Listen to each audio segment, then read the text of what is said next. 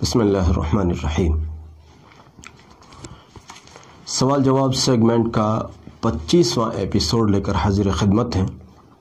جیسا کہ آپ کو معلوم ہے کہ سوال جواب کا یہ سیگمنٹ ہر سنڈے آتا ہے۔ اس میں آپ کے سوال ہوتے ہیں، ان کے جوابات ہوتے ہیں۔ آپ کو بھی اس سیگمنٹ میں اس کو سننے اور دیکھنے سے بہت ساری دین کی اہم معلومات سے واسطہ پڑتا ہے، بہت اہم معلومات آپ کو ملتی ہے۔ بہرحال آج کا ہم نے سوال لیا ہے ادریس صاحب کا سیانہ سے۔ یہ کہتے ہیں کہ غسل خانے میں استنجا کرنے سے مفلسی آتی ہے، یہ بات کہاں تک صحیح ہے؟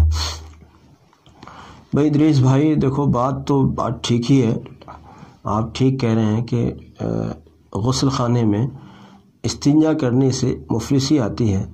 مزے کی بات یہ ہے آج کل لوگ اس طرح کی عجیب عجیب باتوں پر تو یقین رکھتے ہیں، لیکن نماز چھوڑنے سے، روزہ چھوڑنے سے، حج و زکوٰۃ چھوڑنے سے، غریبوں کا خون چوسنے سے، لوگوں کو الزام لگانے سے، ان سے کچھ نہیں ہوتا۔ بس سارے کام استنجا کر دیا جی غسل خانے میں، یا رات میں جھاڑو لگا دی جی، یا مکڑی کے زالے گھر میں ہو گئے جی، اس سے مفلسی آ گئی۔ ان چیزوں پر خوب یقین ہے، لیکن نماز چھوڑنے سے مصیبت آ گئی، اس کی طرف دھیان ہی نہیں جاتا۔ ہم نے زکوٰۃ روک لی تھی اس لیے چوری ہو گئی، کہ دھیان ہی نہیں جاتا۔ حج نہیں کرنے گئے جی، اس لیے جو ہے کوئی اور مصیبت آ گئی، دھیان ہی نہیں جاتا۔ امت شریعت کو چھوڑ کر اللہ معاف فرمائے توہم پرستی کی طرف آ گئے، عجیب عجیب باتیں کرنے لگے۔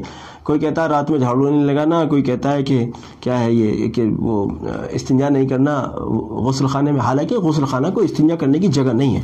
آپ وہاں غسل کی جگہ پر استنجا کریں گے تو بہرحال پھر، لیکن انہوں نے کہا ہے کہ بھئی ہم اس کو صفائی کر لیں، کسی ضرورت کی وجہ سے ایسا کیا، ٹھیک ہے کوئی بات نہیں، کسی ضرورت کے لیے آپ نے ایسا کیا، کوئی مجبوری تھی، کوئی عذر تھا، کوئی معقول وجہ تھی، اس کے بعد آپ نے اس کو پاک بھی کر لیا، پھر آپ نے غسل کیا، ٹھیک ہے کوئی نہیں۔ بے وجہ ایسا نہ کرنا چاہیے، بے وجہ ایسا نہیں کرنا چاہیے، لیکن یہ کہ صاحب اس سے مفلسی آتی ہے۔ آج کے تو اللہ معاف کرے کہ آج کے مسلمانوں کے یہاں تو نماز چھوڑنے سے مفلسی ان کو نہیں لگتا کہ آتی ہے، جبکہ آتی ہے۔ نماز پڑھنے سے برکت آتی ہے تو نماز چھوڑنے سے مفلسی آتی ہے۔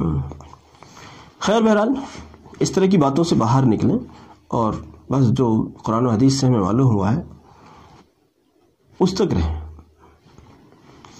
اگلا سوال ہے نوشاد رضا جمالی صاحب کا۔ یہ کہتے ہیں مفتی صاحب میرا سوال یہ ہے کہ کیا اعلیٰ حضرت امام احمد رضا صاحب فاضل بریلی کا کوئی عمل خلاف سنت رہا ہے؟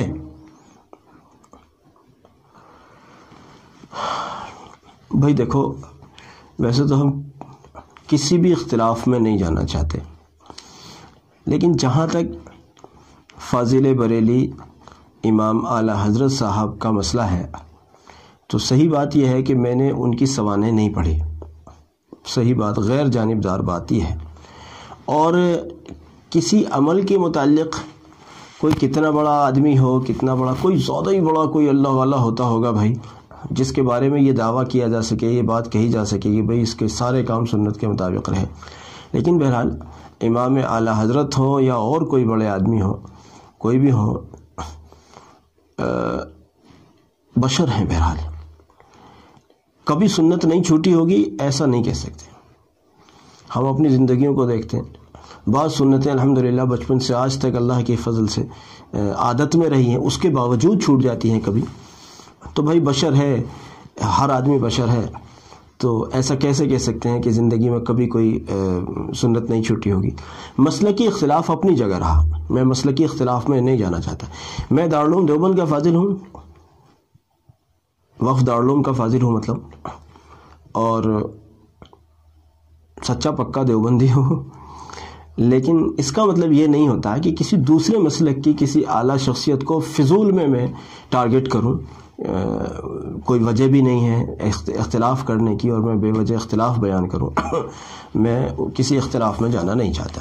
ہاں کوئی معقول وجہ اگر ہوگی کسی کے متعلق، ان کی بات نہیں، میں کسی کی بھی بات کر رہا ہوں، کوئی معقول وجہ اگر اختلاف کی ہوگی تو اس وقت سوچا جائے گا لیکن میں کوئی اختلافی بات نہیں کرنا چاہتا، اور امام صاحب اعلیٰ حضرت صاحب کے بارے میں اتنا کہہ دینا کافی ہوگا میرے لیے کہ میں نے ان کی سوانح اصل میں پڑھی نہیں ہیں، اور مجھے پتہ بھی نہیں ہے، صحیح پوچھے، مجھے پتہ بھی نہیں ہے کہ ان کی سوانح کس نام سے مارکیٹ میں آتی ہے، میرا کوئی واسطہ پڑھا نہیں کبھی، اس لیے میں آپ سے معذرت چاہتا ہوں۔ اگلا سوال یہ ہماری مسکان بیٹی ہیں، یہ کہتی ہیں حضرت جس طرح کھانے میں بعض چیزیں سنت ہیں تو کچھ فرض بھی ہیں۔ بھئی دیکھو، یہ کوئی نماز تو ہے نہیں کہ نماز میں کچھ کام سنت ہیں، کچھ کام فرض ہیں یا کچھ واجب ہیں، ایسا تو نہیں ہے۔ اگر کھانے میں کوئی چیز فرض ہے یا کسی چیز کو فرض کہا جا سکتا ہے، کسی چیز کو فرض کے درجے میں رکھا جا سکتا ہے، تو وہ ہے حلال طریقے سے کمانا یا حلال غذائیں کھانا، حلال رزق کھانا، مطلب میں یہ کہنا چاہتا ہوں حلال رزق کھایا جائے، یہ اگر کھانے میں کوئی چیز فرض ہے تو یہ چیز فرض ہے، حلال رزق کھایا جائے۔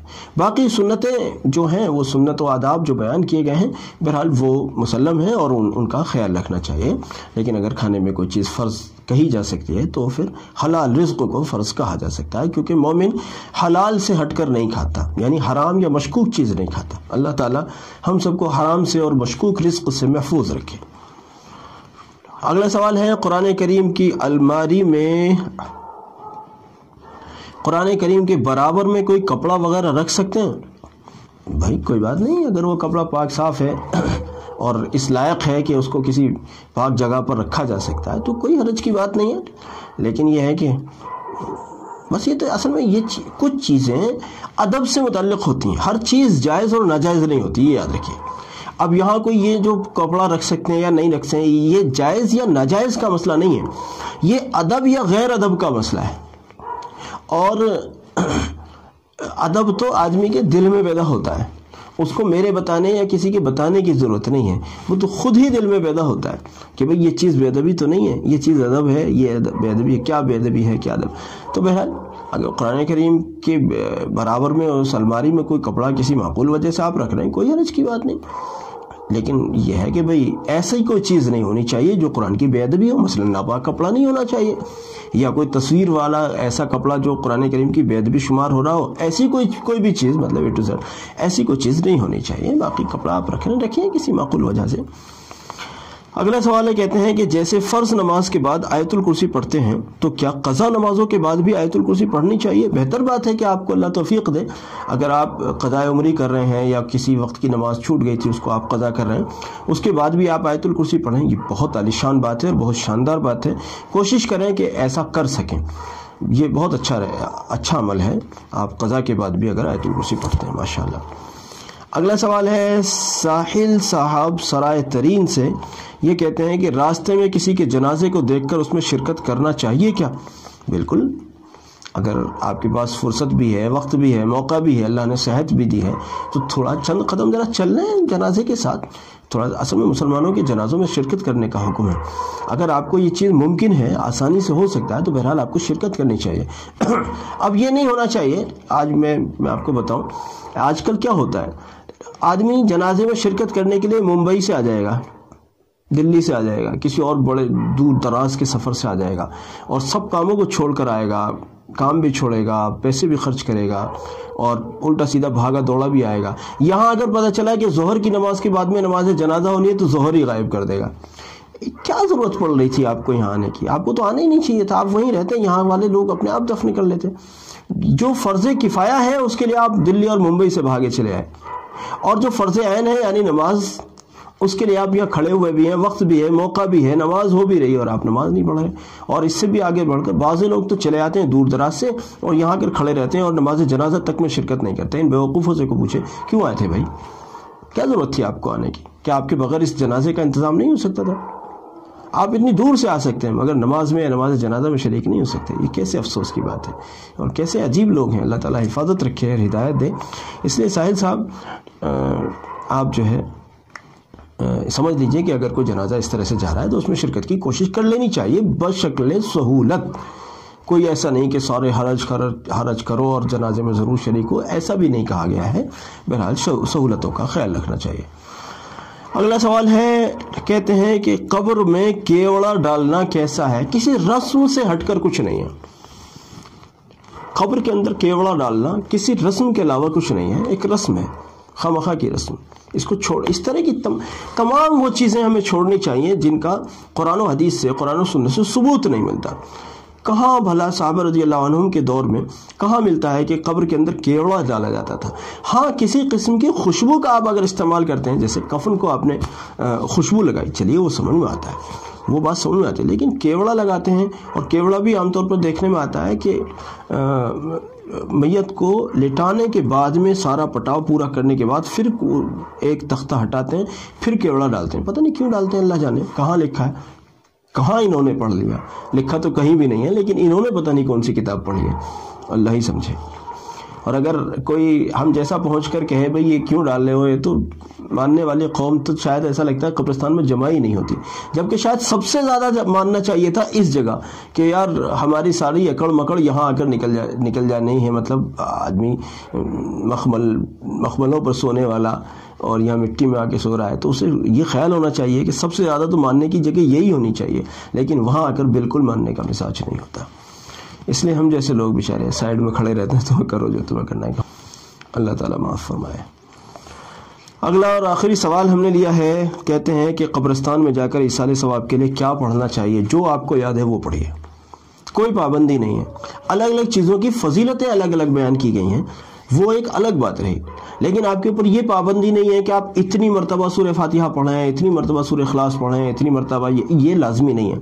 آپ کو جو سہولت ہے وہ پڑھیں، جتنا زیادہ پڑھ سکتے ہیں اتنا زیادہ پڑھیں۔ اور پھر کچھ چیزوں کی مخصوص طور پر فضیلت بیان کی گئی ہے، جیسے سورہ یاسین شریف، فرمایا کہ اگر یاسین شریف قبرستان میں پڑھی جائے تو سارے قبر والوں سے عذاب ہٹ جاتا ہے۔ اس طرح کی فضیلت کی چیزیں اپنی جگہ رہیں، لیکن کوئی پابندی نہیں ہے کہ آپ کیا پڑھیں گے، کتنی دیر پڑھیں گے، کتنی بار پڑھیں گے۔ آپ کو جتنا موقع ہے، جتنا یاد ہے، جتنا کر سکتے ہیں، جیسا موقع ہے اتنا پڑھیے، لیکن بہرحال یہ ثواب پہنچانے کا عمل کرنا چاہیے۔ اس سے لوگوں کو، یعنی مردوں کو، روحوں کو نفع پہنچتا ہے روحانی اعتبار سے۔ اللہ رب العزت ہماری اس کاوش کو قبول فرمائے۔ اپنے احباب کے ساتھ اس کلپ کو دیکھا کریں اور ان کے ساتھ شیئر بھی کیا کریں، تاکہ دین کا پیغام دوسروں تک پہنچانے کا ثواب آپ کو بھی ملے، اور ہمارے اس دینی پیغام کو یعنی دینی چینل کو چلنے میں آپ بھی معاون بنے، اور اللہ کے یہاں آپ کو بھی اجر ملے۔ جزاک اللہ۔ السلام علیکم ورحمۃ اللہ وبرکاتہ۔